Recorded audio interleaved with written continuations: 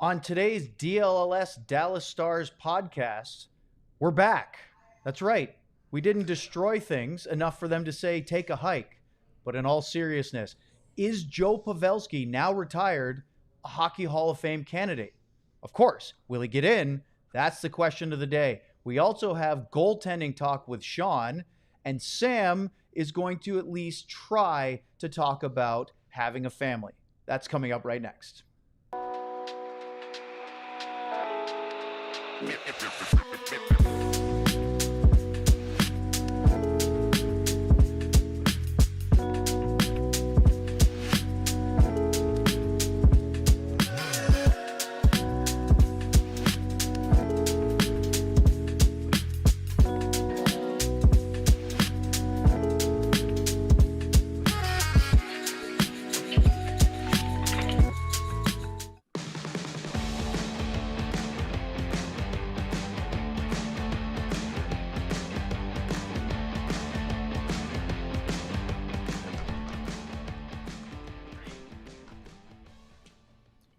It is Tuesday, August 27th, and this is the DLLS Dallas Stars podcast, live from our podcast studio. I'm Owen Newkirk.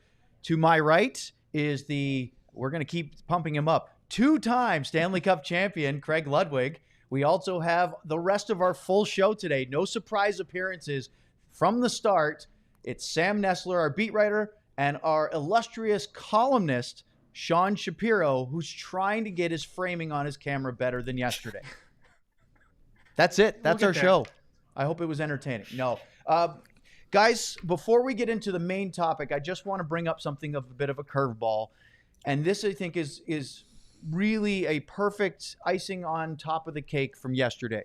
We did our post-production meeting, left the building, and I had a lot of text messages and tweet stuff going on my phone. Everybody was real excited about our show. Hopefully. Nobody was negative. Everybody seemed to be pretty happy with it. So I'm walking back to my car a couple blocks away, and I'm looking at my phone. That was the first mistake. Why? You should walk. You shouldn't walk into things. Well, I stepped in something, and I looked down because all of a sudden my right shoe landed in something squishy, and it was a big pile of what only I could say was dog vomit. Oh, I thought you were going to say dog shit. No, thankfully, because it was actually easier to wipe off my shoe. Oh. Had it been the fecal matter, I probably would have been stuck a little bit longer. But I don't think that is really the ultimate sort of analogy of how our first show went, but it's how it ended. It would. I mean, if it was horse dung, it would have definitely fit in with the Dallas Stars podcast. So let's leave it at that. With you involved, right? So anyway. Thank you to the Victory Park area of Dallas for somebody letting their dog throw up and leave it there. Buy a pooper scooper. Yeah. Clean up after yourself, right? Yeah, please do. Let's get into today's show in a much cleaner and much more exciting topic than what I just brought up. It's the news of the day for us. Not news, but the topic of the day. Joe Pavelski is no longer a Dallas Star. That's not new, right? We all know that he's always going to be a Dallas Star. That's an interesting point. Okay. He's retired. He's no longer an active member of the roster. At first, when the season ended, he talked about, I'm pretty sure I knew for a while this was going to be it, but he stopped short of officially announcing. Then he officially announced his retirement. Let me ask you a question. I have asked Ed Belfour this, a couple other guys. I asked Chelly this, Chris Chelios. If you ask Joe this, and what does he retire as? Dallas Star, San Jose Shark? Great question.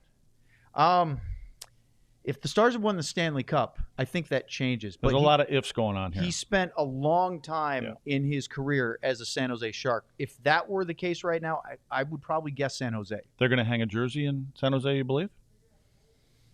Well, Sean, you're my banner patrol buddy. What Sam do you think? says yes. Banner patrol. Yeah, or at least you like to make fun of banners that you don't think belong in NHL arenas. Wait, Sam does? No, who's you. The person who likes to? I make fun of banners that actually should be in buildings, like as opposed to the ones that are there and shouldn't. No, like for example, I think the Dallas Stars have done a complete disservice by not hanging a '91 conference final banner. Like I think the Stars have completely ignored franchise history of achievements of guys that were on the team in '91, even though that team wasn't in Dallas. I think there is a banner disservice in that regard, where if you're going to keep the North Stars numbers retired, you should at least honor the fact that there's 2 other Cup final runs this team made as a franchise. That's my banner. My banner. Not hanging banners saying the fans are our extra player. Oh! If you want to take a shot at the Minnesota Wild right now, yes, retiring number 1 for the fans is that's Thank one of you. the worst. I thought you'd pick up on that faster. Yeah, that, and then the Kraken did the same thing where they retired. I believe they did number 32 or something like that, which is absolutely ridiculous that they retired number 32 already. So what do you think about Luds' question? Well, I was just going to say, since Sean doesn't want to answer it, maybe Sam will answer it. What do you think, Sam? Joe Pavelski, does he get his number retired in San Jose? I think yes. I absolutely think yes. I think that statistically, yes. Off the ice, yes. Resounding yes. Even Sean says yes. Sean, what would you do if you're the Dallas Stars? What would you do? I mean, With do you Joe's honor number? Joe? Yeah, do you honor Joe some way? I mean, he's done a lot, brought a lot in a short period of time. Don't you agree? Yeah, I think he's a team Hall of Famer. I think he's in that spot. I think this team set such an incredibly unfair high bar for jersey retirement, with number 2 still being in circulation. The fact that number 2 is still available in circulation sets such a high bar for anyone else's number to ever be retired, in my view. Well, you're speaking Luddy's language now. Would you tell everybody that maybe doesn't know who number 2 is you're referring, that, there's plenty watching that know, but for those that don't, who are you referring to? Oh, well, of course I'm talking about Jyrki Jokipakka wearing number 2. Don't mess with Beefy Jyrki. But no, like Darian Hatcher, Luds knows better than anyone here. Darian Hatcher is the first American captain to ever win a Stanley Cup, hoist the Stanley Cup as number 2. And the fact that the organization hasn't retired number 2 and it's continued to be a number that just kind of gives out to defensemen filling out the roster always feels like an incredible disservice to that number to me for what Darian Hatcher meant to this organization and everything like that. So, I think Joe Pavelski's number, if we can use getting Joe Pavelski's number retired in Dallas to get Darian Hatcher's number retired in Dallas, I'm all aboard that train. But that's a campaign that I'd have to have Luds lead for me here. I guess my thing is do you have to retire a number to hang a jersey in a way to honor them? I guess that's the whole point of doing it, though, right? Is to end the number 16, the number 2, whatever. What you'd have to do is you'd have to do kind of like what the Cowboys do with the Ring of Honor, right? You retire the name, but you keep the number playing. Yeah. That's not what the Stars have done. And many hockey teams, they retire numbers, but then you run out of numbers. Right. I actually like the idea the Cowboys have where, somebody wears the iconic number 88 that Michael Irvin wore, or Drew Pearson, or, right now CeeDee Lamb, who's big in the news. So then the next one goes along. They do that a lot, and I'm not going to bore everybody with European soccer stories, but a lot of teams there do the same thing. They have a Hall of Fame for their players, but you are now bestowed with the honor to wear the number 7 jersey. Yeah. And what can you do with it? And not everybody gets the number 7, just as an example, right? I like that. Maybe somebody wears number 9, but obviously that won't happen with the Stars. But I don't mind that. I like that idea. I like the idea of retiring jerseys or names, not numbers. Now, I have no idea to this question I'm going to ask, but one of you two guys probably do. Is there a team in the NHL that does something like that? Yeah, there's 2 actually. Both Calgary and Vancouver have kind of a weird. It's weird. Like, so if you're in Calgary, there's 4 or 5 banners that are actually retired. Again, Luz, obviously. But then you look over, and then there's some that are just honored, where that number is hanging, but that number is still in circulation. And it's kind of weird because they're right next to each other. In Vancouver, they have a similar thing where they've got the retired numbers are up in the rafters, but then they have a couple like honored names with numbers along the sides that are not retired numbers. Like number 1, I can't remember who the other goalie was, but Luongo wasn't. There's another goalie who wore number 1 for Vancouver who's honored along the sides there. So there is a precedent for it in the NHL. There is a kind of a ring of honor with names and numbers up there, but the number is still in circulation. So you could do something like that. I personally think Hatcher deserved the full-blown jersey retirement for what he meant in Dallas. That's just my case on Hatcher. So bringing it back to Joe Pavelski. Oh, by the way, my jersey is retired at tight ends. It's hanging up there at tight ends. So for years now. Yes. Well, since it opened. So that's what I'm saying. Yeah, it's been a while. So let's move on. Okay, Joe Pavelski, not going to be playing for the Dallas Stars or anybody else anymore, as he had officially announced his retirement. We're going to get into in our next segment the process which to try to fill the holes there. We talked about how do you fill the sort of void left by not being able to re-sign Chris Tanev yesterday when we were talking about defense. We're going to do the same with Pavelski in our next segment. But in the first part, it's more sort of taking a look at his career from a Dallas Stars perspective and what he meant to the team and what he means as an American player, right? Captain America, great nickname. He was great at international tournaments. I think it was a crime, not just to Joe, but to many players of the last 10 years or so that were, prominent NHL players who didn't get the opportunity to go represent their country in the Olympics or a World Cup of Hockey or both. I think that we're finally getting back to that with this Four Nations tournament and then the Winter Olympics a year later in 26. That's a good thing. But just think about the times that maybe Ben Bishop could have represented the U.S. a little bit more. Joe Pavelski, John Klingberg for Sweden. Those guys have to feel really aggrieved that that wasn't something that was available to them. And I think that with Joe, for as great of an NHL career that he had, what he could do for his country adds to that legacy. I'm going to keep this short because you guys can probably fill in the holes here. I just think it's so nice to see the NHL try to do these things. I mean, they're trying to find different ways to make these kind of events happen. And they experiment with things like that. So I just think it's great on the NHL that they're trying to put these pieces together and get these guys to be able to play in these kind of competition events. Yeah, just as importantly, they are eliminating the All-Star game, which has become just, I don't even know what to call it, but it's fantastic. I think the last time they did it was for us, right? It's for kids, right? The All-Star game is for kids that are under the age of 15 or 16 or so. That's what it's marketed towards.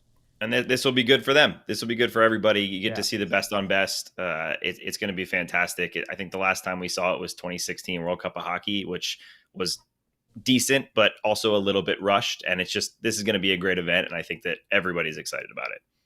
So is Joe Pavelski a Hall of Famer? Obviously, he isn't right now because he just retired. He will clearly be on the ballot. So let's start with Sean, this one. You and I were talking off air about the process of the Hockey Hall of Fame, and maybe that comes into play. But do you think that Joe Pavelski's career and his numbers, having not won a Stanley Cup, is enough to get him in the Hall of Fame? So Joe Pavelski is not going to get into the Hockey Hall of Fame. And the other issue is we don't even know if he's even ever considered it on the ballot. And this is where I'm going to go to my quick soapbox or whatever terminology you want to use. One of the most flawed things in hockey is how people are elected into the Hockey Hall of Fame. It is a committee of 18 people who sign an NDA, where they're not allowed to talk about who they vote for. The only way a player can even be elected is if one of those 18 people nominates a player, and those people can only nominate one person. So each year, those 18 people step into a room, and they can only bring in a list of 18 people. So the year the Sedins went in, if someone didn't no one could have nominated both Sedins. One person each had to nominate a Sedin. So so it could have been impossible. Someone could have forgot to nominate someone, and then they never even get elected. And so there's no transparency at all in how the voting is done, and there's no technical criteria for how things are held to either. So this whole system, it's basically a shadow cloak and dagger committee that picks, and we have no idea how or why they vote. We have no idea who they actually consider. And one of the classic biggest snubs in my view right now in recent years has been Alexander McGillney. Alexander McGillney is someone who is from both a player perspective and impact perspective, the way he defected to come to North America, someone who should be in the Hockey Hall of Fame. We have no idea if the committee has even ever considered him. So you say Joe Pavelski will be on the ballot. We have no idea if he'll be on the ballot. It's an 18-person committee that will never reveal. I've spoken to people who have been on that committee. The NDA is ironclad. They're not allowed to talk about who they even went on it. So as for all the flaws in the Baseball Hall of Fame voting process where we go and we rip on people and everything, at least it's an open ballot and we can see how people voted and we can see how it went. The Hockey Hall of Fame, it's basically a group of 18 curators that gatekeep it. And so I just have a tough time picking how they're going to vote and how they're going to do it when so this is just me ripping on the Hockey Hall of Fame election committee because it's, yeah. So Sam, what do you think? Is Sean right? Is he not going to be a Hockey Hall of Famer? Yeah, I don't know, honestly, because you when you start to compare, if you were to look at his stats and talk to anybody in hockey, you think, okay, he's going to be in the Hall of Fame. But then you look at the comparables and it makes it way harder. And you add what Sean's talking about now, the big unknown factor, and you don't know. But what I will say, I'll keep it simple. Joe Pavelski is worthy of some and a lot of recognition, praise, whatever that is, whatever way that comes, he's worthy of it. I just don't know what that's going to look like. Luds, I'm positive if he's not already that he'll be in the Wisconsin Sports Hall of Fame or Hockey Hall of Fame. And Well, he's going to be. You guys agree he'll be in the U.S. Hockey Hall of Fame? that do was you? my next Okay. thing. Yes. I think Yeah. that there's Yes. a no-brainer Yeah. as an American Yeah. player, right? He's one of the great American players. In my opinion. I mean, I hope you, Sean. I don't know. You're the Yeah. one. You're the negative Nelly here this morning. So For the I mean, he's 100% a USA Hockey Hall of Famer. Okay. 100%. Yeah, 100%. I just wanted you to Yeah. redeem Yeah. yourself a little bit Yeah, because there's yeah. a lot of people booing you right now around the country. No, it's a no-brainer. I agree with the U.S. But again, I'm the guy that was carrying the flag for Joe, and then I did what you guys probably did, but probably nowhere near in depth, digging into some other people that are in the Hall of Fame and some of the numbers and things like that. And I've been carrying another flag for a long time. It's been Pat Verbeek, and for me, Beaker. When I look at numbers and he's got a championship, he doesn't have one of the major NHL awards, but he's got a ring, and so I think it's going to be tough. And I just look at it that way. I have no idea. I didn't even know there was 18 people, and they all had to bring one guy to the party. So. I just, after last night, looking at it, but again, I think that I think about Joe, and I think about Joe Pavelski, how he thinks about it. And I think he knows that he's had a hell of a career, and he's given everything he possibly can to the NHL, and I'm hoping that there is more coming from him in the NHL with one particular team right down the street here, because unfortunately it doesn't probably take into account what he is in the locker room, what he is to the young players, and just ask Wyatt and Stank and all these other young guys that have the benefit to listen to a guy like this. So he's a Hall of Famer to me, whether he's in it up there or not. All right, well, let's show a quick actually, you know what? Let's carry this over. We have a lot more to talk about, including how you filled the hole left by Pavelski in just a minute. But first, we're going to send it to Sam for today's first read of the day. Sam? Oh yeah. We got plenty more to talk about. But first, I want to talk about Empire Today. Empire Today is the best in flooring. Simple as that.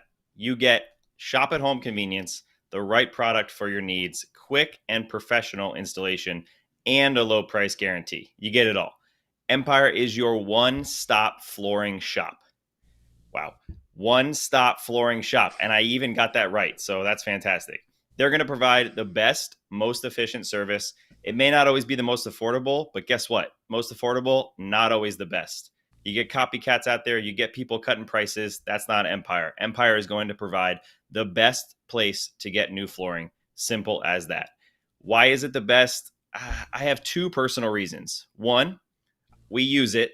DLLS studio, the main studio, not where the boys are sitting right now. So not only have I not been able to stand on that beautiful floor, but Owen, Luds get to do it, I think, tomorrow. So get excited for that. And two, the jingle, right? Come on. 800-588-2300 Empire Today. And that's perfect. Bravo. That's Luddy just just freaked beautiful. out in his head going, wait, do I have to sing mine too? That's just beautiful. That's Way to beautiful. go, Sam. Empire's philosophy is to help you find what you need, not overwhelm you, and do it right. They got a beautiful virtual floor designer, lets you see the floor in your home. Schedule a free in-home estimate today. All DLLS podcast listeners can receive $350 off discount when they use the promo code DLLS. Restrictions apply. See empiretoday.com/DLLS for details. And yes, I am a singer. Thank you very much. Bravo, very much. You know what? It's Wow. That you was want to good. get ready for the season ahead, but look, in Dallas, in North Texas, it's always sunglasses season, right? The sun is out a lot, which is wonderful, but it's always bright, and you need a pair of quality shades built to last. Our friends at Shady Rays have you covered with premium polarized shades that won't break the bank. Shady Rays is an independent sunglasses company offering a world-class product rated 5 stars by over 300,000 people. Their shades have durable frames and crystal clear optics. They are making the perfect choice for any and all outdoor adventures. They have hundreds of options to choose from, so you're bound to find the perfect pair to match your style. And they probably have a style in your favorite team's colors. I would imagine if you go on there, you might even be able to find some victory green somewhere in that mix. I just bought a pair of Shady Rays, actually before I even knew they were an advertiser. Actually bought a pair because, look, I don't know, many of you probably have a pair of sunglasses in your car because you don't want to forget them if you don't walk in with the ones that you wear a lot. Well, I had a pair of cheapos in my car, and they fell apart. So I said, no more. I'm ordering a pair of Shady Rays. They're in my car now. And you know what? One of the things I love about them is that if they ever go missing, if they get run over, if Luddy gets mad and all of a sudden they get smacked across the room, guess what? You don't have to sweat it. They have the most insane protection of all eyewear. Every pair is backed by lost or broken replacements. If you don't love them, you can exchange them for a new pair or return them worry-free for 30 days. There's no risk whatsoever when you shop and get everything you're looking for from Shady Rays. Exclusively for our listeners, Shady Rays is giving out their best deal of the season. Head to shadyrays.com and use the code DLLS for 35% off polarized sunglasses. Try for yourself the shades rated 5 stars by over 300,000 people. So you're saying if I snag your pair of Shady Rays, I get a pair, yours, and you get a free pair? As long as you don't tell him. As long as you don't tell me. Isn't that the way he read that? If I lose them or they go missing. Well, you lost. Oh, they could go missing. If you tell me, I'm going to go find them. But if you don't, then I'll have lost them, and yes, I can get a replacement. I see a flaw in their system here.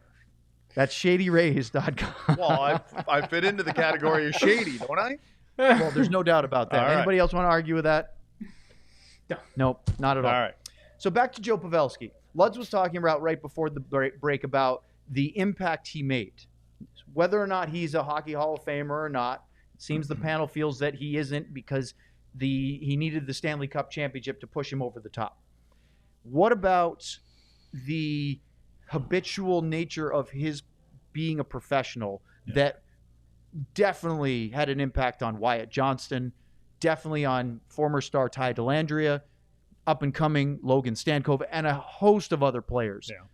Tell me about why you said you hope that he has a future with one particular NHL team. Well, I just think we talk about habits all the time, and good habits, bad habits, whatever they may be. Habits are what you repeatedly do. Joe Pavelski has repeatedly done certain things throughout his career, and one of the things that he does the best in the NHL is find a way when he's in front of the net to get a stick on a puck. And he has that innate ability, and I don't even know if he played a bunch of baseball. I know he's a good golfer. He loves to fish, but his hand-eye is something that a lot of people can't accomplish. And we've seen some goals that he scored reaching behind him, with one hand on his stick, but he does it every single day. I mean, he's been known to go out and tip 100, 150 pucks, and he's got guys that'll come out and defensemen or coaches or whatever it is, and they take a lot of shots. And we've got a couple examples that we've seen taking clips of the young guys that, that's what it's all about, is being able to do that. Sam, I know you saw this stuff firsthand, right? Yeah, absolutely. I used to get to morning skate about 20, 30 minutes early just because I was trying to beat Joe Pavelski into the rink because he was out there well before anybody else. I think John, our producer, has a few clips. Joe out there early. There's Joe working with young guys. John, let's just get any of those up there for the viewers here. There it is. This is the practice rink in Frisco, and this is a daily occurrence. No, this wasn't a game day thing. This wasn't a practice day. This was an everyday habit that Joe Pavelski did. And, the deal is that it helps the defenseman, too, because Joe will show you a stick, and if you ever really pay attention to how he sets up in front of that, there's a lot of players that'll just stand one way, and they'll have their stick in front of the goaltender. Joe gets it out in front of him so he can tip it, on his backhand, his forehand. He'll do it one-handed, and I think it really helps the defenseman also, and everybody else, especially on the power play. That's where he gets a lot of those opportunities, and so the defensemen know where he likes it the most. And if there's a player that's standing in front of Joe or has one side of it taken away, sometimes if you don't work with a guy like that, you're going to try to squeeze it into that spot. They know that Joe keeps his stick loose. And on the other side of the coin, playing against a guy like Joe, it's difficult because we're taught, at least I like to do, is you get the stick up in the air. Don't come over the top because then the stick is always on the ice. So you try to get it up, but he keeps it out there where you can't do that. And so he's very smart in how he handles the stick, keeps it away from the defenders. But again, like I said, it's nice for the players out there know when you run into trouble and you can't squeeze a pass through the seam or something like that, just get it to the net when that guy's out there because somehow he finds a way to get a piece of it. Sean, you wrote about this on your Substack a few weeks or maybe even a couple months ago. I can't remember when the date was about, and Luddy was saying this to us before the show of trying to keep him within the Dallas Stars organization in some capacity. Yeah, it's kind of if he wants a role with the Stars, it's one of those things where Jim Nill is pretty open and adamant that if there's a role that if Joe Pavelski wants a post-playing hockey career, there is one for him with the Stars, whether that's trying to figure out something in management, the way Rich Peverly has gone, the way we've seen with Ben Bishop, if there's something he wants to try to figure out coaching. But and Jim has been pretty open about this, and it's one of the things about Joe, and it's kind of, I think, if this happens, it'll probably be after maybe a couple years. And right now, he wants to coach his son Nate. His son Nate is, I think, 14 or 15 years old. He wants to be a dad coaching his son Nate. He wants to work on his golf game a bit. I know he's someone who, for all of the passion he put into hockey throughout his career, there's other things he also put time and energy into that I know. He was, I don't know what his involvement is with it, but Joe, for the last 4 or 5 years of his career, he and his buddy Matt Fornataro ran a sports media company called Torch Pro. They recently sold that, and I don't know if they're still involved in that, but they were working in that. He runs a restaurant up in Wisconsin. He just opened a second one up there. So I think the Joe Pavelski return to the Stars is something that's it's gonna be once Joe kind of gets that itch of, I have to come back, and I've tried these other side quests in life and gotten his handicap down improved his handicap even more, because he's pretty much a scratch golfer. Yeah, I spoke to Jake Ottinger this morning and talked to a lot about Joe, and he had just so many kind words about what he did for young players, what he did for older players. I mean, we talk so much about what he did housing Wyatt and Logan and all the things that he taught them off the ice, working with Ty Dellandrea a ton on the ice. And then Jake went into a little separate thing, totally unprovoked, and said, I believe Joe Pavelski should be an NHL general manager, and then in the summer, go and play in the PGA Champions Tour. That's what he said Joe Pavelski is designed to do. So maybe Jim Nill should wait a couple of years if that's the case, because that would mean he's gunning for his job. But he just fits hockey, right? He's one of the smartest guys in the world. He'll talk to you about hockey all day long. And his future, if he wants it, let's be clear on that. If he wants it, he's got a spot in just about any NHL organization. Bottom line is people from Wisconsin are really well-rounded. They can pretty much do whatever they want. Is he going to be happy coaching youth hockey or hunting and fishing and doing other things and working on his golf game? Do you think he can be away from the NHL for a while? Yeah, for sure. I think he's after golf, I think he takes the fishing pretty seriously. Yeah. So, and again, he should. I think it's a right thing for Jim to say to him is like, take your time. We know that, you play a long time and you need some time off. You got to decompress a little bit. But being in Texas for the last few years, you're not going to, he's getting back to that Wisconsin winter weather though. So that can't play golf 12 months of the year in Wisconsin. You might want to get back. Hey, Jim, I'll take that job. But I just think, again, all the talk and everything you talk about all the younger players, it's just a no-brainer not to have him involved in some kind of player development or whatever it may be. To be able to have Joe sit up in the press box and watch the young players play and the way he could relate to them and help them with their game and just the little things, because he's not going to ram anything down your throat. I don't think, he's going to find a way to have a conversation with them. And especially when you just come out of the league, whether it's a year or two from now, everybody knows who he is and they know what he's done, his accomplishment. It's different when you have that guy up there, but he played back in the 80s, and so now it's a guy that's relevant. And so hopefully he does that, but he's got to do it at his own pace. Sean, let's go to the replacement question. Who goes, assuming that you keep Roope Hintz and Jason Robertson together on the top line, who goes on the right wing to replace Joe Pavelski? We saw a little bit in the playoffs when he just couldn't get the production that we have been so accustomed to from Joe for so many years, and even in the previous year, the 23 Stanley Cup playoffs, where he was great, including that 4-goal game coming off of injury. Who fits that spot up with the what we used to call the Avengers line? Well, it's an interesting because like at first glance, if you're talking about just that line, I would love to see Wyatt Johnston play with that line in a vacuum, right? Because I'd like to see, I think the way Wyatt brings a lot of those connector points. You have Robertson, and he could kind of be the same way Pavelski worked with that Hintz and Robertson when they worked so well. Was Johnston does so many of those other little things so well that other players can rely on him to help fix their problems and get things going. I also really like Wyatt Johnston on other lines. That's kind of the whole. That's kind of the spot where we get into this kind of difficult thing. Is it a do you try a Tyler Seguin up there? Do you look at a Matt Duchene up there? If I'm picking one line, I'd like to see Wyatt there, but I also am all open to the conversation. I'm sure Pete DeBoer and his group will have a very interesting discussion about this of what's the best uses of Wyatt Johnston, because the kid's that good. Sam, is that the problem, to take Wyatt from his own center position, because he's good enough to, I think, run a line now as he gets older into his early 20s? Yeah, the older into his early 20s. The days, man, the days. I think don't complain to us about age. How do you got to throw me in the age things all the time? I know. I should probably find a new pitch. Yeah, please.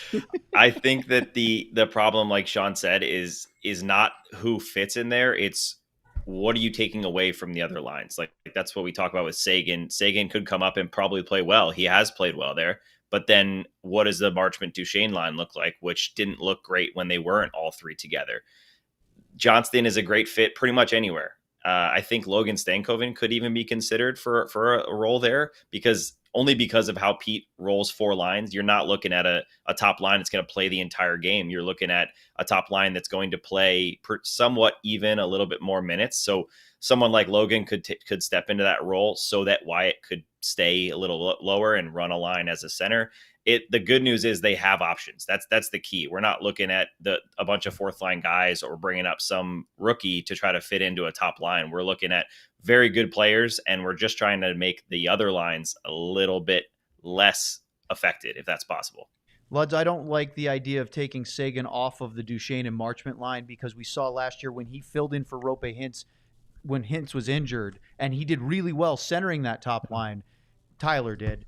It really affected the Duchene and Marchment line. That trio is better together than they are separated. The sum of their parts, for whatever reason, I think the chemistry between Seguin and Duchene is really high level, and I think Marchment does a lot of the grunt work, the F1 we call as a first forechecker, getting into the corners, digging things out, getting to the net front, and I think they complement each other. So I don't really want to break that up just to put Tyler Seguin up on the top line. I would immediately put Stankoven there. I agree with Sam. I mean, he's got a pit bull mentality.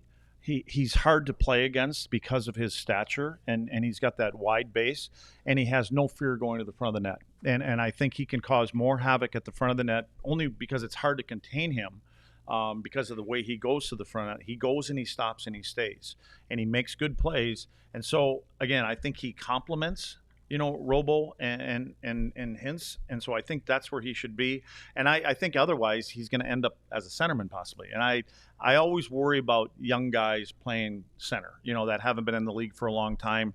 And I think was Bork going to play center? That's another. It's a great question. If you're going to have to play in your own zone, it's a tough spot, for a younger player to get in there and do that. So I think for me, I would put Stankoven there, and I agree, keep Wyatt where he was, and now all of a sudden to me, you got at least a couple good lines again, and then you got to worry about your other two and how they play in their own zone. Well, and you're looking at a point where we're less than a month at training camp where do you keep Bork and Stankoven together because of the chemistry they had in the AHL with the Texas Stars, where they were really good last year? Probably the two best forwards in the league. One won the AHL MVP, one won Rookie of the Year.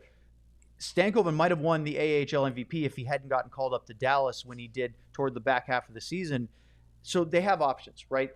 Then you look at the fourth line. It could be Dodonov, Steele, and Colin Blackwell, the free agent signing, plus a few guys that are going to be pushing from the AHL squad in camp to try to win one of those jobs.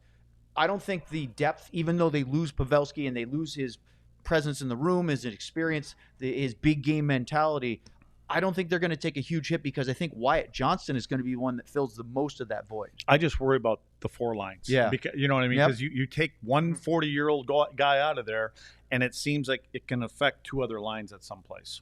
Well, we'll see how that all shakes out. But right now, we are going to talk about Indeed. And as soon as we get that actually up so we can talk about Indeed, we'll tell you that Indeed we are driven by the search for better. But when it comes to hiring, the best way to search for a candidate isn't to search at all. Don't search, match with Indeed. If you need to hire, you need Indeed. Indeed is your matching and hiring platform with over 350 million global visitors every month, according to Indeed data, and a matching engine that helps you find quality candidates fast. Ditch the busy work. Use Indeed for scheduling, screening, and messaging so you can connect with candidates faster.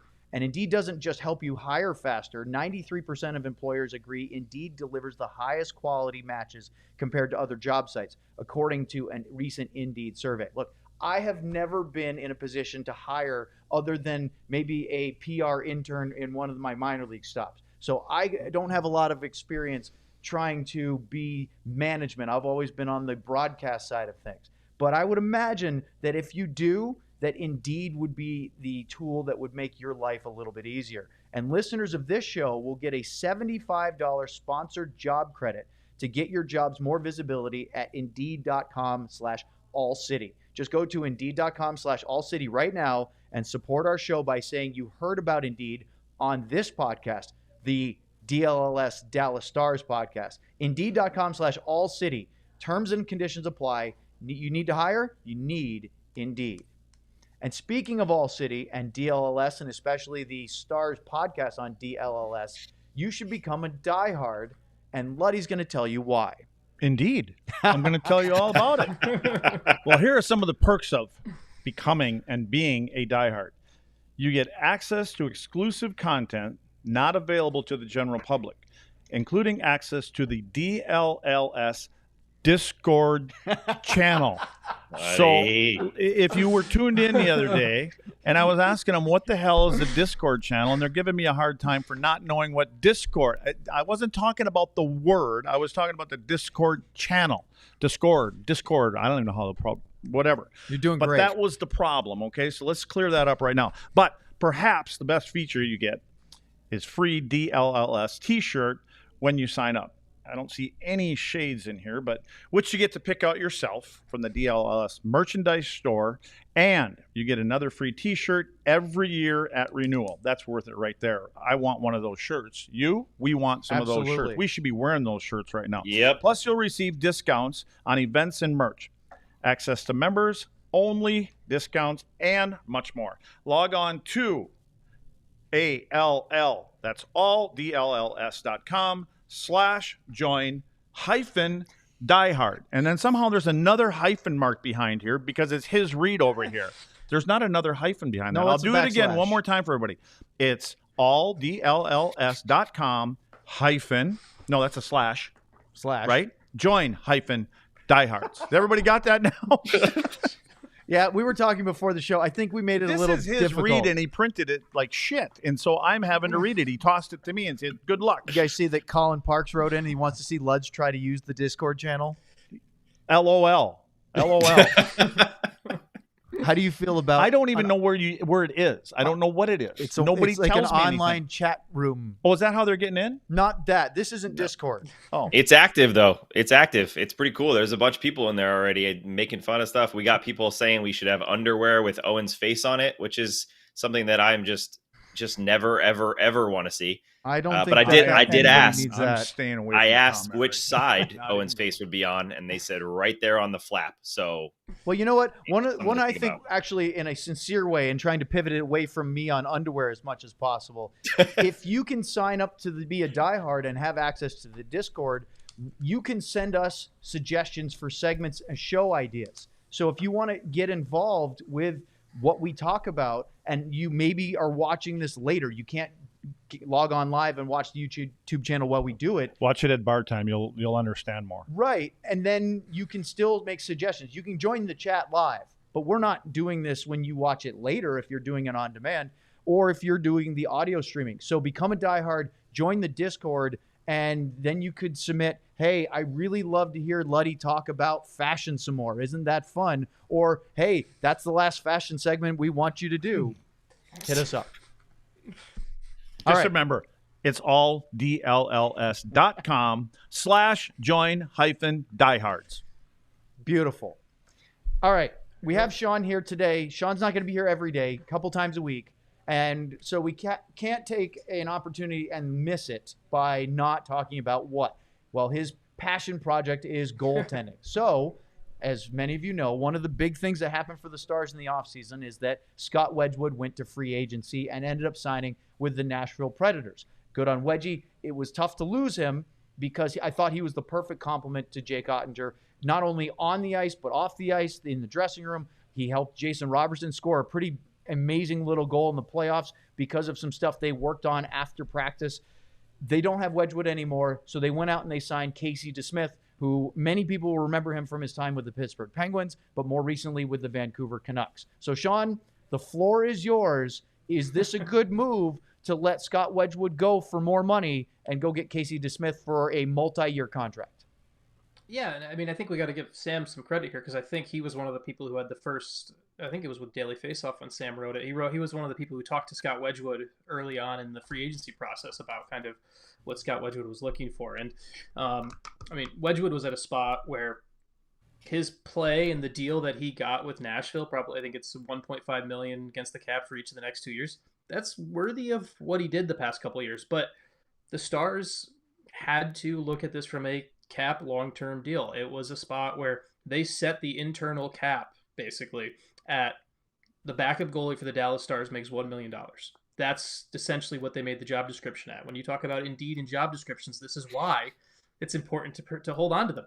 And so the Stars let him walk because they weren't going to get the money he wanted, and they basically a similar offer was on the table to Wedgwood. If Wedgwood wanted to be back in Dallas, had a hometown discount, whatever you want to call it, he could have done that.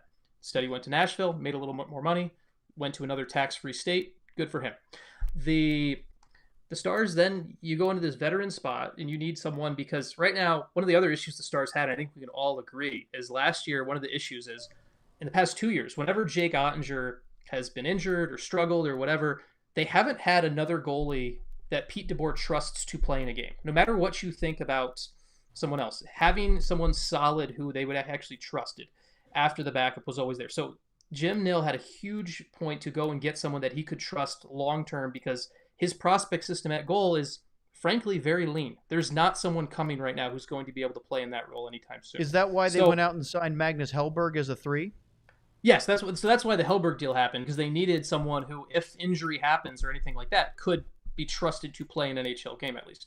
And so DeSmith coming in for the 3 years, $1 million per, that was something that the Stars didn't go out looking for someone to come in and fill that job for 3 years. But the fact that DeSmith was willing to do that and kind of take that extension for that time and to bring the number down, it's exactly what Dallas needed for the long-term cap maneuvering. When Jake Ottinger's raise comes up, they're going to need that extra space. When Wyatt Johnson's raise comes up, when Thomas Harley's deal gets done at some point soon, they're going to need all of that space. And so one of the spaces they did that was goalie makes $1 million, backup goalie makes $1 million. And Casey DeSmith, good for him. He took some nice job security for 3 years, and he gets to play behind a pretty good team, and he'll put up pretty good numbers, and he'll extend his career a bit. But all I want to know, Sean, since you're the goalie guru, what are your thoughts on Casey DeSmith? I think he's a very similar goalie to Scott Wedgwood. I think Wedgwood, they're very comparable. Like to me, I would probably put Wedgwood up a slight notch over DeSmith because I think I like the way Wedgwood manages games a little bit more. But DeSmith's more of a battler. He fights through. He can have that good backup energy. So I don't mind it. I would have preferred Wedgwood at the same deal, but it's not a major downgrade. So let's look at those charts that you have, the graphics from John about DeSmith versus Wedgwood, and kind of go over that a little bit just to see if you think there's much of a difference. Here's Scott Wedgwood from last season with the Dallas Stars. Yeah, so just so people know what they're looking at the chart real quick. This is a chart of goalie save percentage by spot on the ice, which would be on the right side of your screen, so of where zones are on the ice, and then also spots of where the shot on the goalie. So you look at Scott Wedgwood, obviously you think of his profile as a goalie that seals the ice extremely well. Gets the pads down quickly. Well, the numbers reflect that really well. Left pad, for example, 110 shots there last year, only beat once. Wedgwood got beat by high blocker a little bit more often. You see the numbers on that. So that's what you saw with Scott Wedgwood. If you want for an idea of what Casey DeSmith looks like, if you want to pull that one up now, you can kind of give an idea so people can see it side by side. Casey DeSmith's a little bit of a different goalie, but not too different. Like a lot of those numbers are very similar. Maybe a little bit stronger from Wedgwood down low. But very similar goalies where they are. And for me, the big thing that I take a look at just with the goaltending perspective on that chart on the right, where you have the zones and you look at that home plate area you call the house and everything like that. If your save percentage outside of those is always above the 90, the 98s, the 97s, that means your goalie, your backup in particular, is not putting you in a spot to lose. As long as your backup is doing that, I think you've got a good fit there.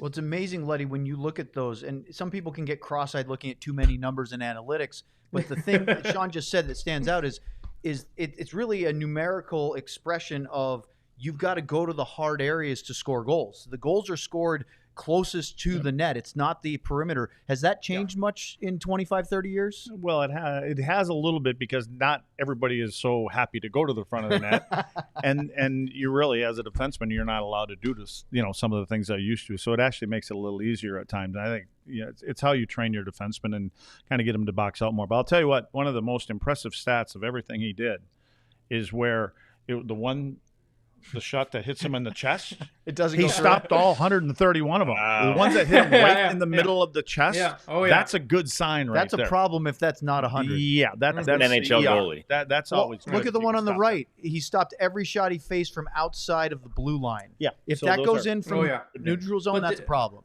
Keep things to the outside and right down the pipe. Let them go. Do you but think there is a big 50% though behind the net? That's never good. That's that 1 for 2.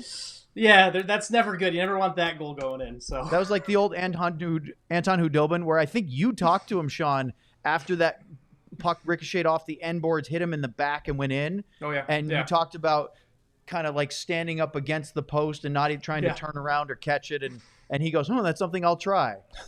Yeah. Which is always a good sign when Sean's giving you a suggestion on how to make your game better, right? Yes. So, but I mean, are you guys feeling good, Sam? Obviously you didn't want to see Wedgwood leave, but I also don't hold it against him to go get the most money he can. His career is so finite. We talk about that with any player, right? Like the offer sheet things we said yesterday. Philip Broberg should go get more money and sign that offer sheet. He just put up, 250% higher than what the Oilers were offering him. So there's no animosity for me that Wedgwood went out and got $500,000 a year more. It's just disappointing because he was such a good fit with the team. Yeah, and he talked about that when I talked to him just before he signed with Nashville. He was saying, I want to come back. I'm making that as clear as possible. I love being in Dallas. He had his first, I believe, daughter in Dallas. He has a family there. He loves everyone there. He's a fan favorite in Dallas. He got to know a ton of fans and was super personable. He'll talk your ear off for just as long as you'll allow him to. And that was just a great fit in Dallas. So no animosity whatsoever. He deserved a bit of a raise. He provided exactly what Dallas brought him here to do. Like, look at what Jake said about him in his end of season interview, how much he wanted him back, how much he said Scott and Jake both used the word heartbreaking if Scott was to leave. So it's the business, right? It's a cliche, but it's a business. And like Sean said, the Stars had a number. They set that number and Scott went out and found more. So good for him. I believe Dallas found a solid replacement. It should turn out to be a win-win, but we'll find out. Yeah. If Jim Nill, Mark Janko, and the rest of the scouting staff wouldn't have done such a good job in drafting players and young players, now they got to pay them. So now that's where you got to start cutting some cost, and obviously Wedgie's the result of that. So again, if these players all want to score 4 or 5 goals a game, Casey Smith, when you get your 15-20 starts, you should win 12 of them. That's what I would think. And if you that's look a at, benefit. Sorry, Owen, I was just going to say that's Go a ahead. benefit of having Jake Ottinger too, right? This isn't a 50-50 1A, 1B split. If that's the case, that goalie's going to get a lot more money than the Stars were dueling out for DeSmith. So it's not a terrible thing to have a true number one top tier NHL goalie that allows you to do that. There should be no discord between the goaltenders this year. you hear that? No Discord. Actually, that's a perfect segue. We could get into more, but we actually have to tell you why you should join the DLLS diehards, because you can be in the Discord and you can talk about goaltending if you want in the Discord. But more than that, look, if nothing else, you get a free T-shirt. It cuts your cost in half, just like that. You get a free T-shirt. You can order it at any time. It doesn't have to be just when you sign up. You get a promo code and you can wait. There will be new designs all the time on the merchandise store. So Luddy was talking about in the last ad break, it was that there's some great stuff already, and we should probably be wearing them. So we'll have to get on that. Maybe our bosses can hook us up with that. I want one. They're kind of buried in the back, but the DLLS flag with the star in the middle, I think that looks really sharp. Or the one with all the different team colors on it. It kind of makes me think about the 98-99 Stars with that L right there. You can get one of those for free by signing up for the annual Die Hard, part of it. Be part of that. There's all sorts of other things that come in with being in it, and there'll be some content that maybe you don't yet have that you can get to. Anybody else want to share on that? I'm signing up right now. Or should we make Luds do the website URL again? Well, can we take a look, John? Can we take a look at those T-shirts again? I just want to take one more quick look at a little cowboy over there. He's constipated. He doesn't look happy. Looks like he's trying to squeeze it tough. out or something. He's working hard. Tough. All right. I just wanted to see if I could get another look at that. Are you suggesting he should alter his diet and maybe put in a little more fruits Well, and they are vegetables? football players. They eat everything. Anything in front of them, they eat it. So sometimes they got to pay the price, I guess. So you can go to the website, which is alldlls.com. Did I not do this 5 times for you? No, you did, but I'm going to do it I know it differently. now. I'll do it with you. Go ahead. alldlls.com/join. What's that called? Hyphen? That's why I wrote it out for you. All right. Die Hard. You could also call it a dash if you don't like hyphen. Our show's almost over, right? It is, We're yes. almost We have one more. Everybody's But- tuned out already. All right, We had to talk so- about the cowboy guy. If you would like to move past the cowboy, let's do a little bit of NHL news and notes. And we start with something that happened last week. And there's not a whole lot of details, but it's very, very interesting. Ryan Johansson was bought out. His contract, not bought out, excuse me, I used the wrong terminology there. He had his contract terminated for a breach, a material breach. They didn't specify, by the Philadelphia Flyers. He was due one more year in his deal, making $8 million. And I thought this was a particularly interesting quote from his agent, who said that Ryan Johansson has a severe hockey injury that requires extensive surgery, which has been scheduled. Since being traded to the Philadelphia Flyers, Ryan has worked in good faith with the club, its medical staff, and authorized third-party physicians. The Flyers' attempt to terminate Ryan's contract is disappointing. We have been in contact with the NHLPA, that's the Players Association, and will defend Ryan and protect his rights. So, Sean, this doesn't seem like this is going to be done with just this termination of contract. Yeah, the contract was terminated, and now, from my understanding of it, a grievance hasn't been officially filed yet. But Johansson and his agent Kurt Overhart have 60 days to get that done, and we actually have recent precedent for this. Everyone remembers the kind of mysterious Corey Perry contract termination in the middle of the season, and that full story never come out or anything like that. And Corey Perry eventually signed with the Oilers and went to a cup final with them. But Perry filed a grievance, NHLPA represented him, and eventually there was a settlement where Perry got some money back. I don't know exactly what it is. That's kind of apparent. I believe it was kept quiet of how much money was paid back to Perry, but Johansson and his representation are going to have, that's where their case starts, from a precedent setting thing, where they're going to go and use this to try to get Johansson some more money back. They're not trying to get Johansson a job back with the Flyers, to be clear. They're not trying to get him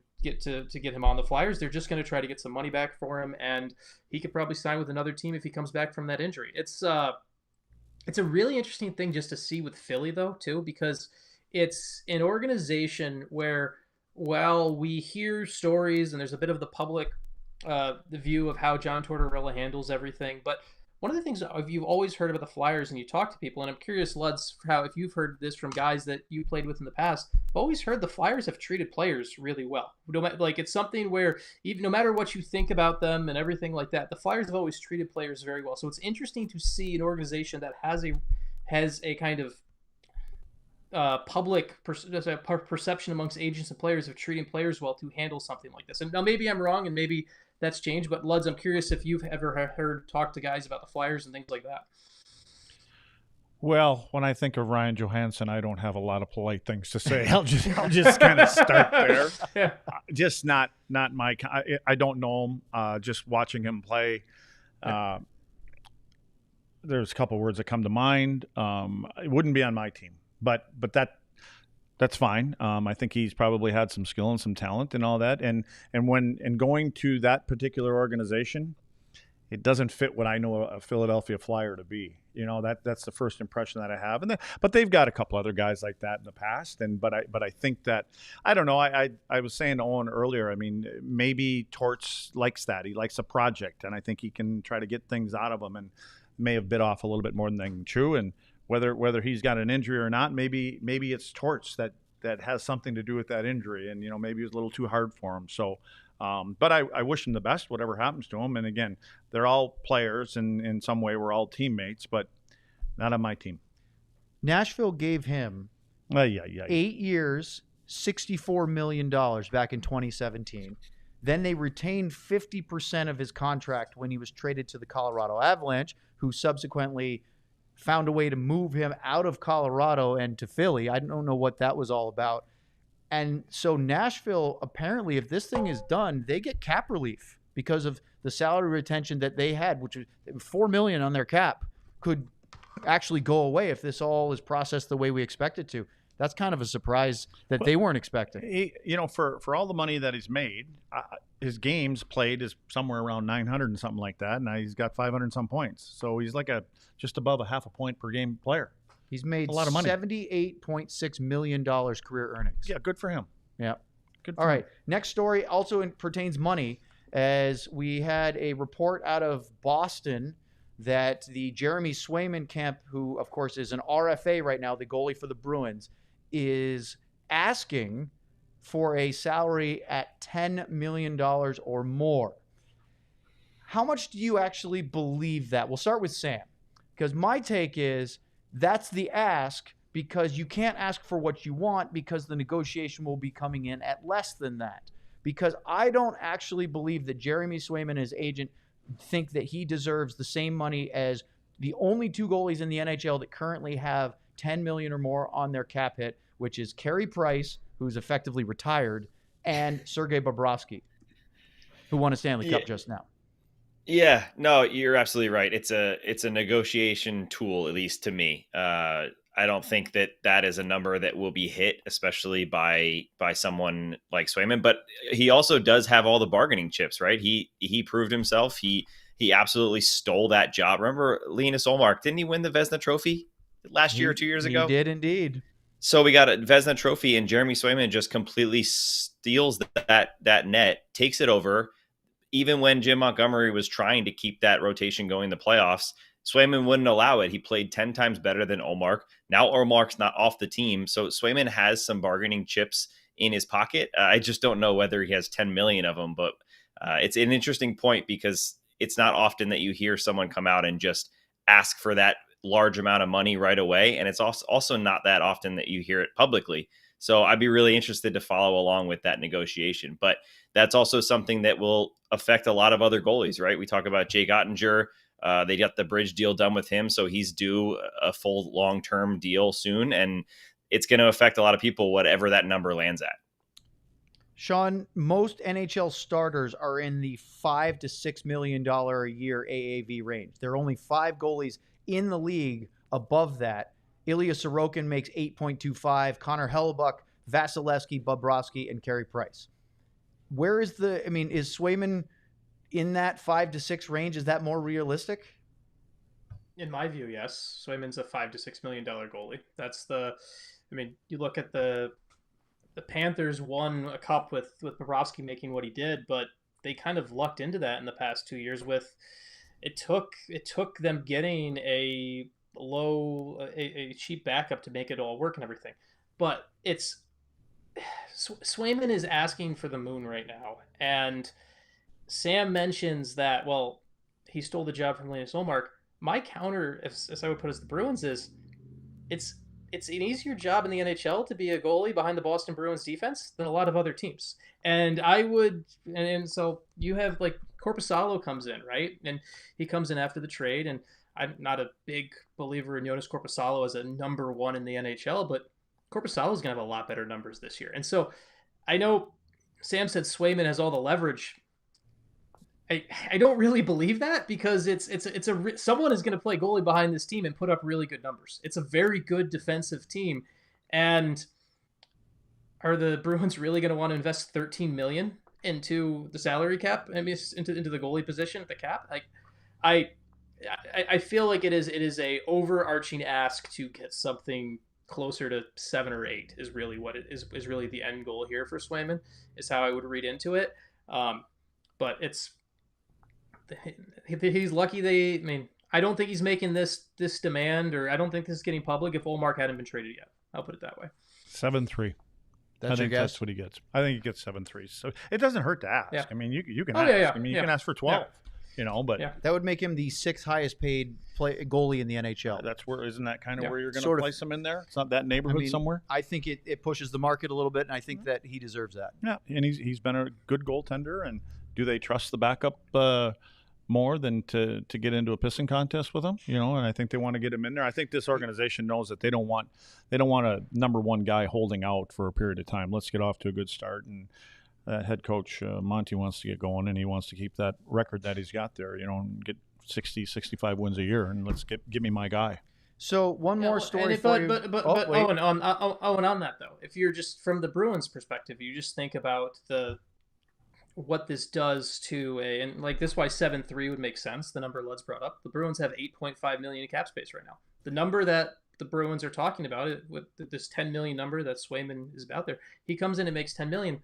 Who are you shedding to make that work? That's the other part of it. Like, you see, like, what is are you gonna you already have so many guys making a ton of money, and you have a bunch of younger guys that are actually filling the roster already. A John Beecher, a Poitras, a Justin Brazeau. You're basically going to lose a good room guy, and you're going to sacrifice a veteran player if he gets this money. Like, you just look at kind of this impact of what this could have as this goes down the line. It's just something that's fascinating to me to watch. And Boston has been rumored heavily as to be interested in Leon Draisaitl if he goes to market after this season. Oh, everyone's interested in Leon Draisaitl. He's a top 5 player in the world. Like, I mean, it's welcome to town, Stan Bowman. You just let them other 2 kids get away, and now you're going to lose Draisaitl? Can you imagine? Yeah. And what if McDavid wanted to go to Toronto? Yeah. I think teams would be interested in McDavid too. That's breaking news. I hear you would help your hockey team. I hear it would help your hockey team. Yeah.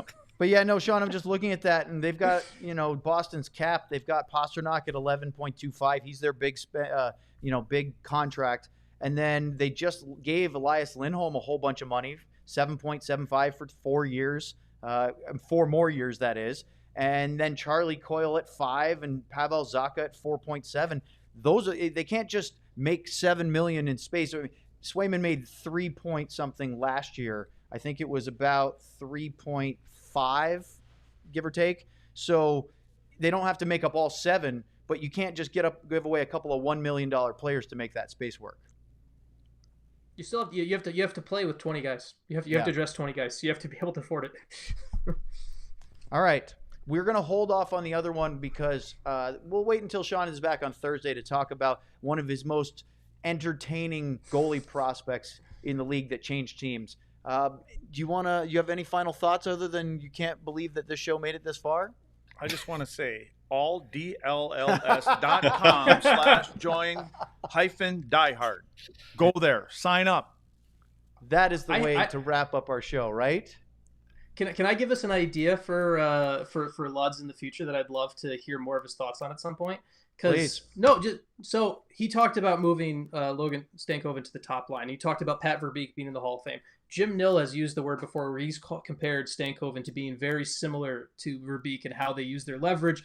I'd love to hear when we have time more to hear Luds kind of viewing both of those guys, because I think it would be a good segment. So I'm giving Ooh. homework, I guess. So you can be Sean, or you can go to the Discord after you sign up to be a diehard. What was the website? No, I'm kidding. And then you can too suggest things like that. I actually agree with Sean. I'd love to hear you compare Verbeek, who you played with and against. Did you play with him or just against him? With him. With him and against him. That's what I thought. So with him and against him, and how Logan Stankoven, he's still going to be a rookie. Yep. You're never going to have – he's probably not going to have the same edge. Beaker's sick in the face. Yeah, I don't think that's going to be Stankoven. But, again, same stature, same drive. I would think Stankoven's probably got a little more upside scoring goals. But, I mean, Beaker scored, what, close to 600. So he ain't in the Hall of Fame, though. He isn't. Don't get it. Make sure you like and subscribe. That's a great way to help our show out. We appreciate it. And, of course, we will have Sean back on Thursday. Sam, Luddy, myself will be here tomorrow for our next episode of the DLLS Dallas Stars podcast. For our producer, John Anderson, I'm Owen. Thanks so much for joining us. So long, everyone. We all silly like the mayor.